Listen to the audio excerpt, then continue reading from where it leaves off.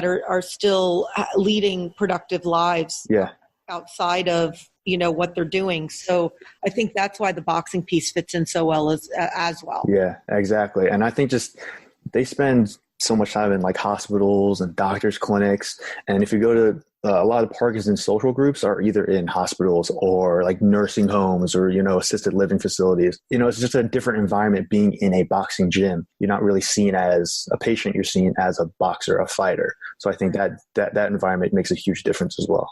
And I think that people may think, though, that because it's boxing for Parkinson's, it's kind of going to be like a light version. Is that true? Oh, no way. No way. So it is non-contact. So they don't punch each other.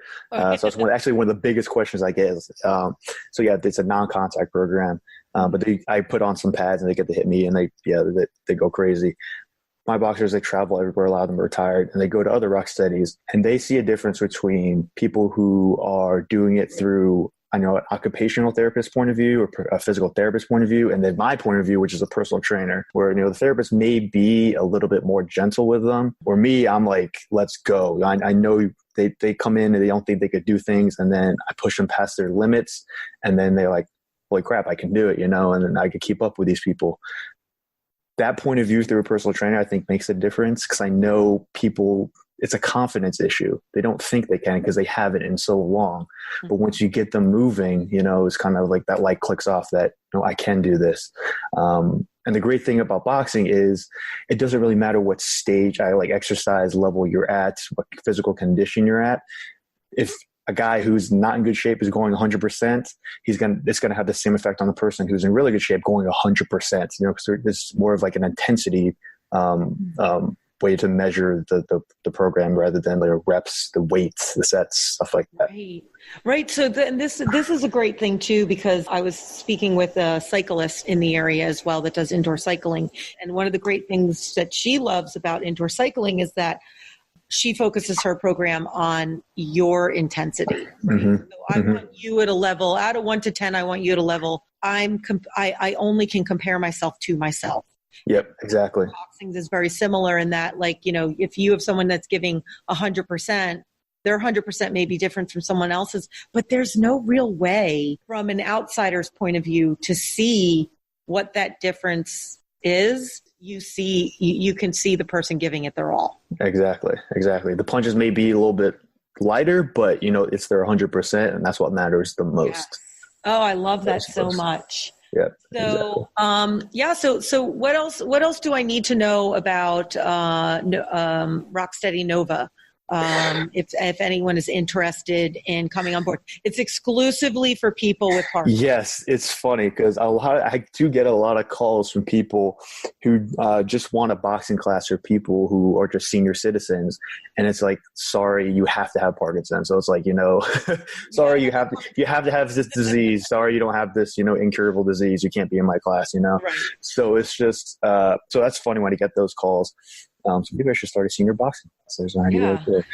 There's demands out there. So so you can go to the Rocksteady Boxing website. It's just rocksteadyboxing.org. And that's how you search for a class. There's a big button that says find classes. And you can see different areas along the map where there's Rocksteady. Surprisingly, I was only the second location in the Northern Virginia area. So there's a high demand. Just go to the Rocksteady website and then you click on the location and I'll have all the information. And they can email me, call me. Yes, if they have any questions, that's where to reach me. So I'll make sure that that's in the show notes so that anybody that needs to can kind of click through right there. Perfect. But that really, when you had told me that when we met, really surprised me because there's such a large need in this. Exactly. And the fact that there's only 2 programs area that exist, it kind of blew my mind a little bit and really showed how important. So as such, is there a waiting list? Are people able to get in relatively quick? You can get in pretty quickly. You just need to do a pre-class assessment. Since balance is a huge symptom of Parkinson's, I need this, and it is a group class. I need to do assessment to assess fall risk and stuff like that. Just get a better gauge of where you're at health-wise. Yeah, and then it's pretty easy to get in the class. It is getting pretty packed, but I'm going to be opening more class time soon as well. So hopefully that'll spread the participants out. Yeah, throughout the absolutely. week. And then, those that pass the assessment and can go, I would assume too, it's gotta be a help with balance as well. No?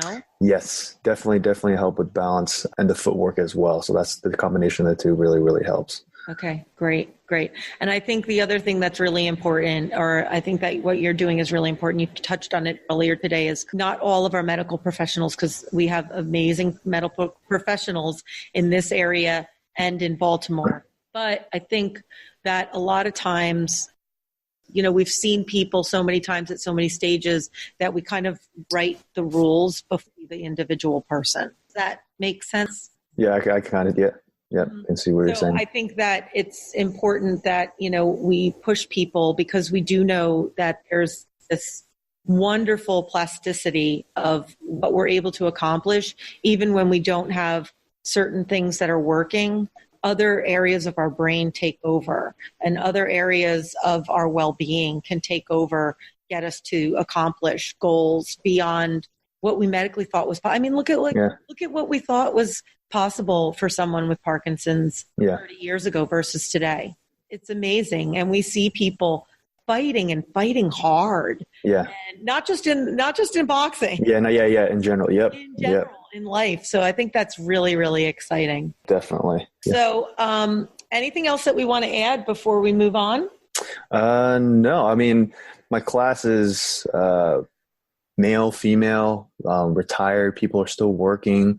Our youngest is 48. Our oldest is 86. So we're just a broad range of people, all different levels of Parkinson's. So it's pretty cool to see all of them work together. And if you have Parkinson's, I encourage you, if not Rocksteady Boxing, just get out there and do an exercise program if you're not doing one, because that's what's going to make a difference in your quality of life. And that's ultimately what dealing with Parkinson's is maintaining that quality of life. And sitting on the couch isn't going to do anything. Getting out there and meeting people and exercising is really what's going to make a difference. So I encourage anyone out there with Parkinson's to go do that some fun or way. Yeah, that's great. And that helps you just live in the day. Exactly. Yes. I will also make sure that in the show links are links to a couple of the different studies that we talked about. Okay. I'll include that as well in case anybody chooses to do a little bit more research. Okay. Alec, when you are not doing all the wonderful work you're doing for Rocksteady Boxing, I believe, or Rocksteady Boxing Nova, I believe you have a personal training business as well? Yes. After that? Yes. So I do in-home training. So it's a continuation of the business, kind of got me started with everything. And actually works really well for Parkinson's, because a lot of people with Parkinson's are either still working, so they're employed. They can't drive because driving is really difficult for them. So they have to stay in home, and they may not have a caregiver to help transport them places. People who just may be self-conscious about their Parkinson's, don't want to be out in public yet. So it kind of caters to those people with Parkinson's as well. And then hopefully we'll ease them into the class as they kind of, progress in their lives. And then I also teach the baby boomers, anyone who's looking to improve their quality of life. We may not be looking for, the PRs or, benching a certain weight. If you just want to feel better, just take more control of your body. I kind of cater to those people, and then home training helps with them as well. Perfect. And I think that's so important, because we have these people that kind of, want the elite athlete or want to work with the, star, or want to work with. And really what's more needed is the people that are going from zero to fitness, or for the people that are already fitness enthusiasts, but they're recreational athletes, and we've got to take care of those recreational athletes. Yeah. Exactly. All right, fabulous. Well, Alec, it was so good to have you on today. I really appreciate all your time. Again, Alec Langstein is with Rocksteady Boxing Nova. I'll have all of his information in the show notes again. Alec, thank you so much. Thank you so much, Meg. Thank you so much. It has absolutely been my pleasure. Thanks again to Alec of Rocksteady Boxing Nova. And thanks again to all of you, the Nova Weekend Warriors listeners. You can find, rate, and subscribe to Nova Weekend Warriors most places you find your podcasts, and at massagetherapybymeg.com/podcast or novaweekendwarriors.com/podcast. Catch Nova Weekend Warriors each Wednesday, featuring 20-minute conversations with the people who make Northern Virginia run, cycle, climb, lift, and swim. Until my next episode, have a great week, have fun with your fitness goals, and enjoy each new challenge you set for yourself or that comes your way. Bye!